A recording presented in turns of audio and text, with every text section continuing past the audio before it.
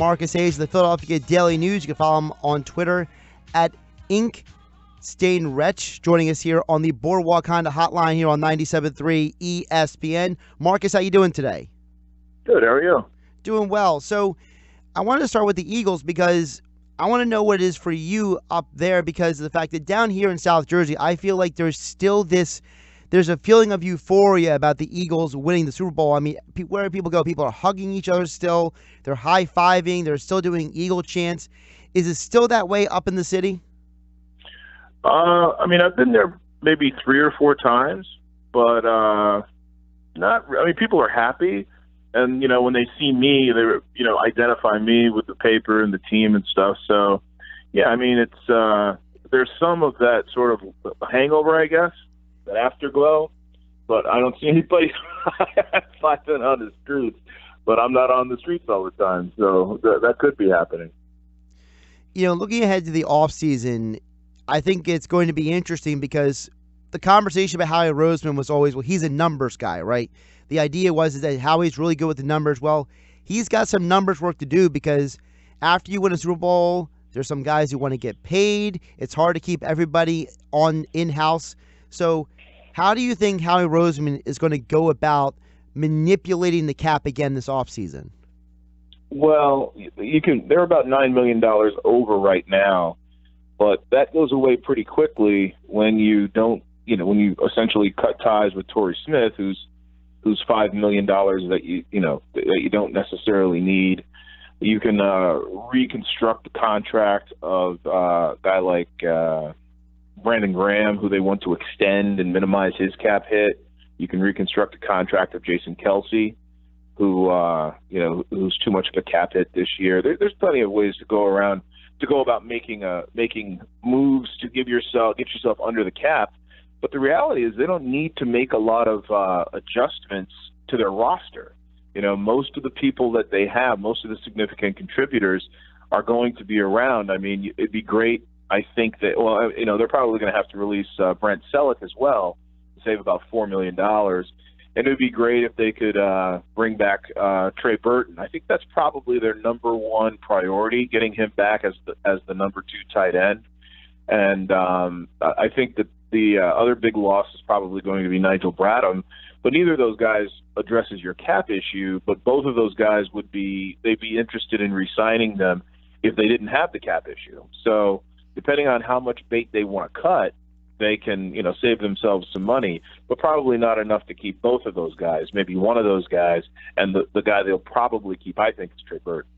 What about also the possibility of restructuring contracts? We know that like a guy like Vinny Curry, when he got that deal, it was partially signed with it. He had an expectation put on him. In some ways, you could argue that Derek Barnett, with less snaps, far exceeded Vinny Curry at times this year. So is there a possibility that guys like Curry, Howie will go to them and say, listen, can we shuffle your money around to get more money under the cap? Yeah, you can do that, but Vinny Curry has no incentive to agree to that, number one. And number two, Howie doesn't really have any leverage until next year. Vinny counts too much against the cap this year to cut or to trade. And he played pretty well. I mean, there's a viable argument that Vinny Curry and Derek Barnett could spend the entire 2018 season in identical roles. Vinny Curry was a very, very good run-stopping defensive end this year, and you didn't see a lot of things get outside of him on the edge, and that was his Achilles heel. He always wanted to get upfield, And Derek Barnett is a premier talent, but he's 25 pounds lighter than Vinny Curry. I don't know that he can play 70% of the snaps if Vinny Curry goes elsewhere. So I think that's one of the sort of lodestones around their neck that they just won't be able to do much with. I mean, I could be wrong. Vinny could be of a different mindset, but that seems to be a corner that Howie's backed himself into. And I was very critical of him at the beginning of this season and last season for backing himself into that corner and not trading Connor Barwin in 2016, who was another big money hit, who played right defensive end and probably shouldn't have. We've seen a light guy play right defensive end poorly already. I wouldn't want to put Derek Barnett in that situation at this point. And honestly, Derek needs to gain about 10, 20 pounds before he can be I guess, an every down, quote unquote, player, which in this day and age means 65% of the snaps. How does that factor into Brandon Graham? He's going into the final year of his current contract in 2018. He's a guy who's expressed a desire. He didn't literally come out and say, give me money, but he's inferred that he wants a new deal multiple times. Well, his implication is wonderful, but when they signed him to the extension, they expected him to play well, maybe not this well, but let's be realistic. Brandon Graham hasn't gone to a Pro Bowl. Brandon Graham, hasn't had double-digit sacks. He is a very good player, and he's their best defensive end. But Fletcher Cox already took his money, and Tim Jernigan took some of the rest of it in the middle, playing defensive tackle. I don't know that they can be aggressive with Brandon Graham, and I don't know that Brandon Graham wants them to be particularly aggressive. They've been talking for a while now. Brandon Graham wants a big deal, and he wants a big deal with a lot of money up front because he's only going to get one. He'll be 30. If he's not 30 already, he'll be 30 when he at the beginning of next year. So 30 is kind of the magic number, and he's got a pretty long injury history, and he's not a dominant defensive end. He wants dominant defensive end money. I don't know that they can give it to him, and I don't know that he's the kind of player or he's in the position where he can hold out because they got a lot of defensive ends, Talking with Marcus Hayes of the Philadelphia Daily News here on 97.3 ESPN. Marcus, transitioning over to the other teams that are still playing right now, the Sixers and the Flyers, if everything goes on pace, it'll be the first time both teams make the playoffs since 2011, 2012. But both of them got here very, very different ways. So if we start with the Sixers, I think the Sixers, people keep bringing up the fact that they have an easier strength of schedule down the stretch, but I don't want to see them take their foot off the gas pedal. I want to see them go full steam ahead in the playoffs because I think that the more they win and the better they play, it's going to do better for them when they reach the postseason. Yeah, I don't really know that there's been any conversation about them taking their foot off the gas pedal to any degree. I mean, Joel Embiid, I think, will play significant minutes and significant games down the stretch. I think they want home court advantage during the play. I mean, it would be absolute mayhem if they were a 4 or a 3 hosting a 5 or a 6 in the first round of the playoffs. And I think they'd need that mayhem. I mean, the playoffs are a much different animal. It's not one game and then the team leaves the city. It's a 7-game issue. You have to win 4 games out of 7, and teams can strategize to take away your strengths, and the Sixers don't have a lot of strengths, especially on the offensive end. So that they are, I think, in a position where, playoffs or not, every game that they play still is sort of pointing them or creating a template for them to win, not just this year, but in the 3, 4, 5 years hence. And they're finding themselves, they're understanding their roles, and they're learning how to play. I think the playoffs are kind of coincidental to that. And I don't think you'll see them take their foot off the gas between, now and 2025. You mentioned the fact that they're learning their roles and all that.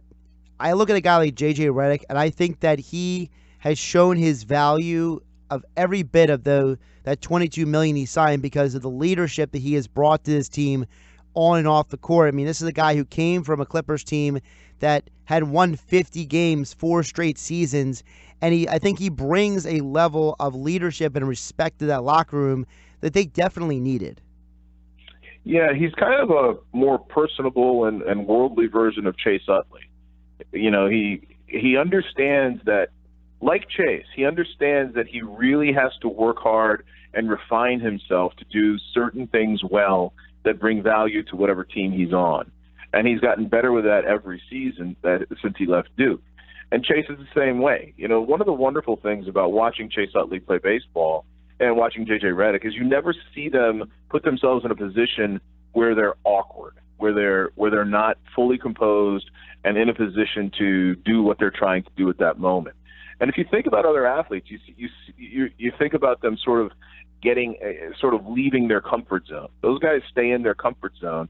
And JJ's, not only his training regimen and his diet and things like that, but the way he practices precisely. And watching basketball players practice can be kind of kind of disconcerting compared to other professional athletes, because other professional athletes are very prescribed in the way they practice. There's not a lot of goofing around. Basketball players do crazy, goofy stuff. You see it on YouTube all the time. Yep. But even when they're not filming themselves, they kind of don't practice intensely. Ersan Ilyasova was a guy who practiced intensely. J.J. Redick is a guy who practices intensely. That translates to the rest of the team. It's contagious.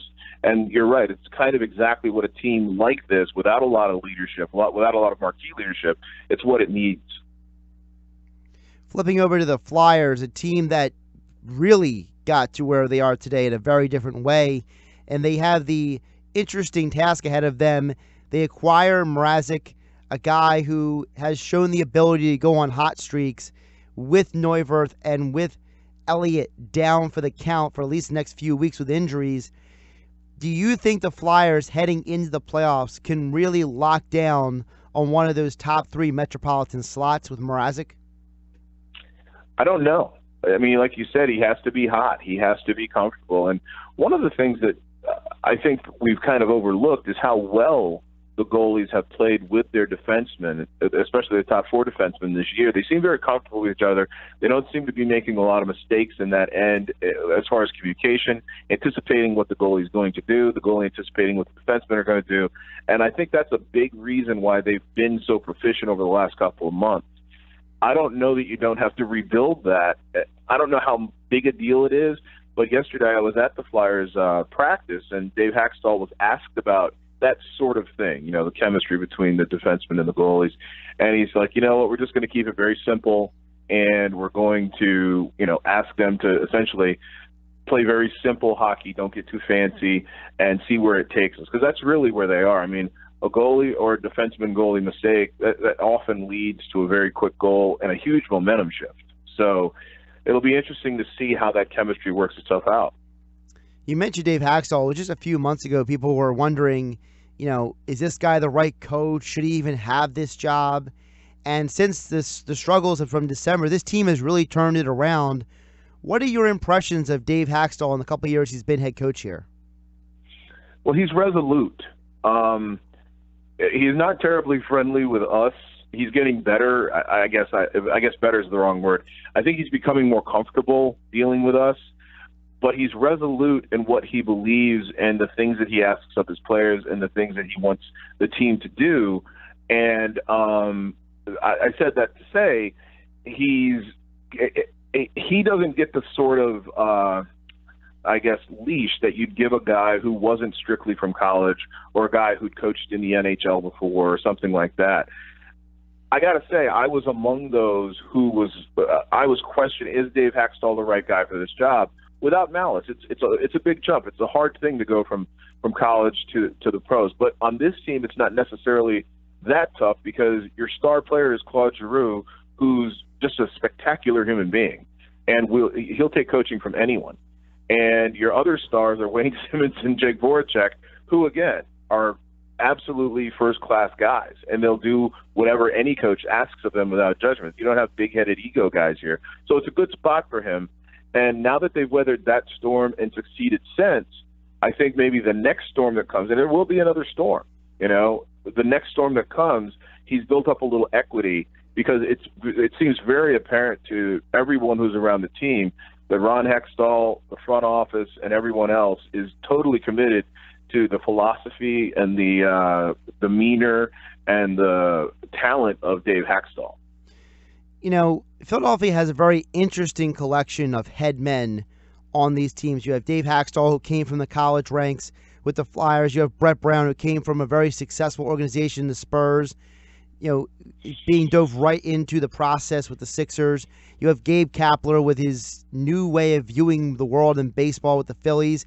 And then you have Doug Peterson, the guy that in some ways it seems like nobody really wanted him, with the Eagles.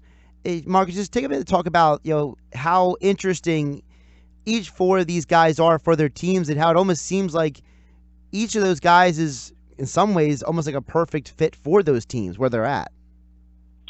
Well, you don't know anything about Kapler yet. I mean, all that's been done is a wonderful sales job. and he keeps selling himself. And, I think part of the strategy of the Phillies is to get a guy who will draw the attention to himself so these young players aren't bombarded every day with expectations. And really, what expectations should you have of a team that didn't improve itself except maybe one position from last year? You don't know what you have in Michael Franco. You don't know what you have in Rhys Hoskins. And you really don't know what you have in Gabe Kapler, except he's pretty smart and very eclectic and really strong. And I hope he doesn't take these words the wrong way because, like I said, he's really strong. I'm going to see him in about 10 days. So you just don't know. Think about the people we've had come through here recently. Mm-hmm. Ryan Sandberg, who everybody thought would be, a typically good, former player manager. Charlie Manuel, who everybody thought was going to be just a placeholder for the guy who would succeed him. Larry Boa, who was, everybody's perfect Phillies manager. A lot of what's said about Gabe Kapler what's being said about Gabe Kapler was said about Boa. And the last time they issued red T-shirts with a slogan on them, that's "Be bold now," but now is the time was the 2004 mantra that Larry Boa put on T-shirts in everybody's locker, and Boa got fired at the end of that year. So, that doesn't necessarily mean that the same will happen with Kapler. You just don't know. As far as Doug goes, there were legitimate questions about how he could run an organization when he'd never fully run an offense. Brett Brown hadn't been a head coach of an NBA team, especially an NBA team that was not expected to win for 5 to 7 years in a gigantic sports town, especially compared to, like Adelaide, Australia, or wherever he was, and San Antonio, where Greg Popovich can bully everyone. And, finally with Hakstol, you've got a guy who is, incredibly organized and incredibly steadfast and incredibly, disciplined and consistent, which I think is very important in hockey because really there's no sport with the highs and the lows that you have in hockey every day. Baseball players and basketball players get over it very quickly. Hockey players are so invested by comparison, and hockey coaches and front office people are so invested by comparison. Even the littlest losing streak can turn them into, head cases. So I don't know if it's the perfect guy for each team, but they certainly are intriguing guys for each team. And obviously Doug Peterson was an excellent choice to run this team in this moment. But, Doug Peterson was hired before Carson Wentz was on the radar. So this team was the team that he runs right now. There were 23 new players between his first year and second year. So he wasn't hired to coach the team that he's coaching now. He was just hired to coach the team. And I think Howie Roseman and Joe Douglas did a good job of getting him players that he could coach. He is Marcus Hayes of the Philadelphia Daily News sports columnist. You can follow him on Twitter at InkStainedWretch. We appreciate him joining us today on the Boardwalk Honda Hotline. Marcus, always appreciate the time, and we look forward to talking to you soon. Thanks, Josh. Talk to you soon.